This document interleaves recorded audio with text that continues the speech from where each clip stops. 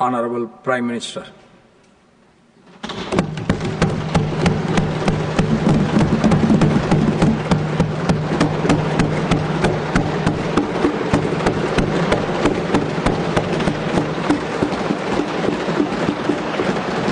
आदरणीय सभापति जी, शीतकालीन सत्र का आरंभ हो रहा है और आज सदन के हम सभी माननीय सदस्यों के लिए ये गर्व की पल है। आपका स्वागत करना और आपके मार्गदर्शन में सदन के माध्यम से देश को प्रगति की राह पर ले जाने के लिए महत्वपूर्ण विषयों पर चर्चा, महत्वपूर्ण निर्णय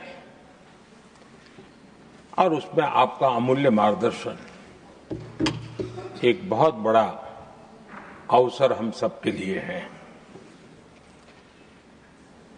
मैं सदन की तरफ से, मेरी तरफ से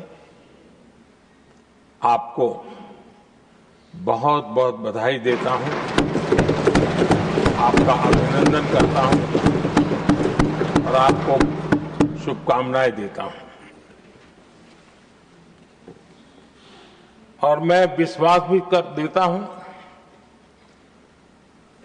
कि सभी इस सदन में बैठे हुए माननीय सदस्य ये उच्च सदन की गरिमा को संभालते हुए आपकी गरिमा की भी सदा सर्वदा चिंता करेंगे, मर्यादा रखेंगे, ये मैं आपको विश्वास दिलाता हूं।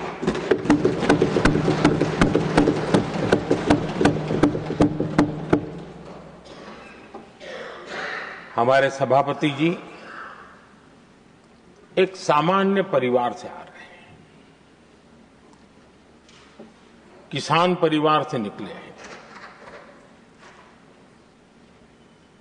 और पूरा जीवन समाज सेवा के लिए समर्पित किया है। समाज सेवा ये उनकी निरंतरता रही है। राजनीतिक क्षेत्र उसका एक पहलू रहा है, लेकिन मुख्य धारा समाज सेवा की रही है। समाज के प्रति समर्पित होकर के जितना कुछ अपने युवा काल से लेकर अब तक वो करते आए हैं, करते रहे हैं, वो हम सभी समाज सेवा के प्रति रुचि रखने वाले लोगों के लिए एक प्रेरणा है, एक मार्गदर्शन है। सामान्य परिवार से, सामान्य समाज से, सामान्य राजनीतिक जहां अलग अलग करवट बदलती रही है, उसके बावजूद भी आपका यहां तक पहुंचना, हम सबका मार्गदर्शन प्राप्त होना, ये भारत के लोकतंत्र की सबसे बड़ी ताकत है।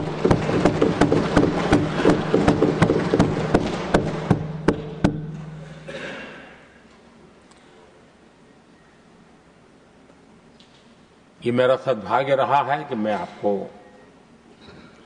लंबे अरसे से परिचित रहा हूं। सार्वजनिक जीवन में साथ साथ काम करने का अवसर भी मिला है,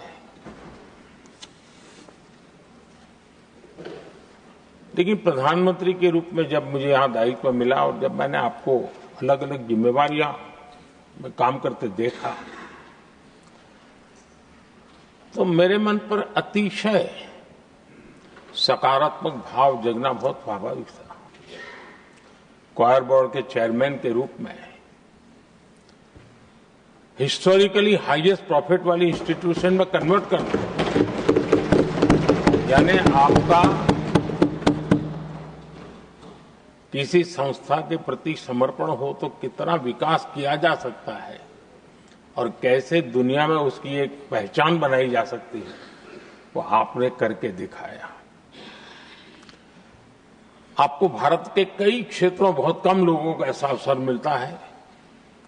आप झारखंड में, महाराष्ट्र में, तेलंगाना में, पुडुचेरी में राज्यपाल, लेफ्टिनेंट गवर्नर अलग अलग दायित्व संभालते रहे। और मैं देखता था कि झारखंड में तो आदिजाति समाज के बीच जिस प्रकार से आपने अपना नाता बना दिया था, जिस प्रकार से आप छोटे छोटे गांव तक दौरा करते थे, वहां के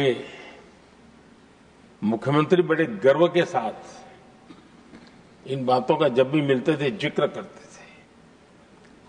और कभी कभी वहां के राजनेताओं के लिए भी चिंता होती थी कि हेलीकॉप्टर हो या न हो, इसकी कोई परवाह किए बिना जो गाड़ी है आप चलते रहते थे, रात को छोटे छोटे स्थान पर रुक जाना।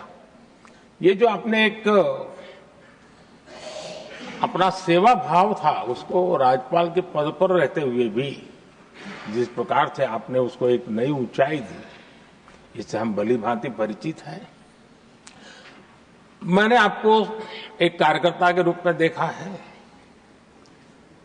एक सहयोगी के रूप में हम साथ काम किए हैं, सांसद के रूप में देखा है, अलग अलग पदों पर देखते हुए आज यहां पर पहुंचे। लेकिन मैंने एक बात महसूस की है कि आमतौर पर सार्वजनिक जीवन में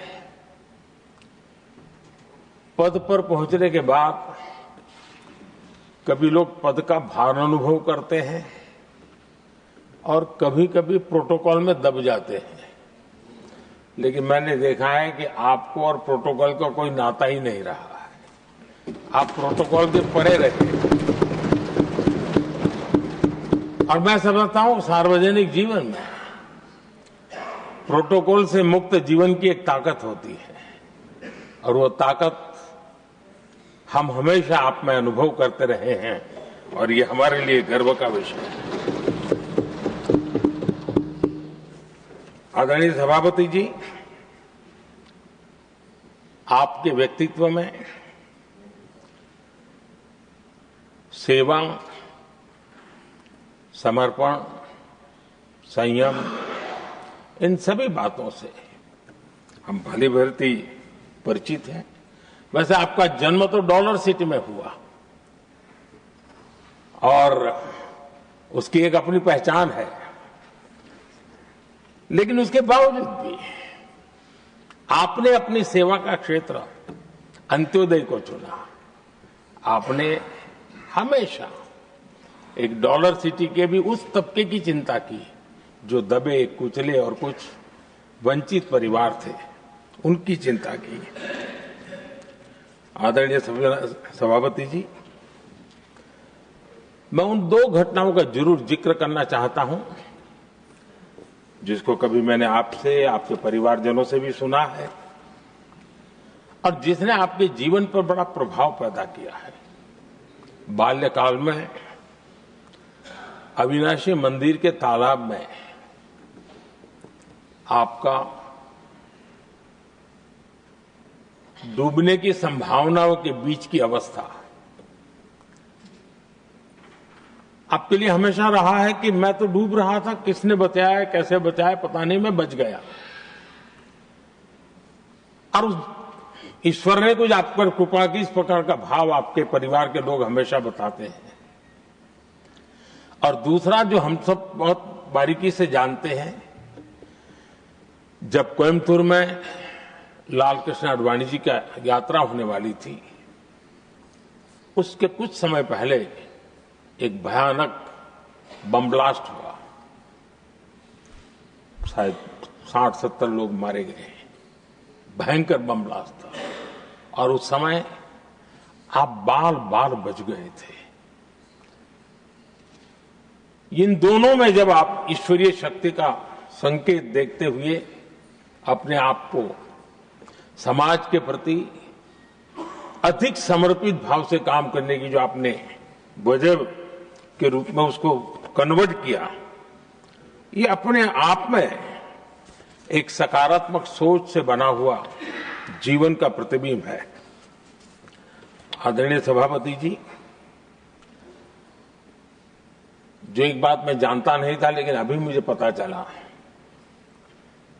आप शायद अभी उपराष्ट्रपति बनने के बाद काशी गए थे और आपका काशी का दौरा था, तो एक सांसद के नाते स्वाभाविक रूप से मेरा मन वहां सब कुछ ठीक ठाक हो ही रहता है।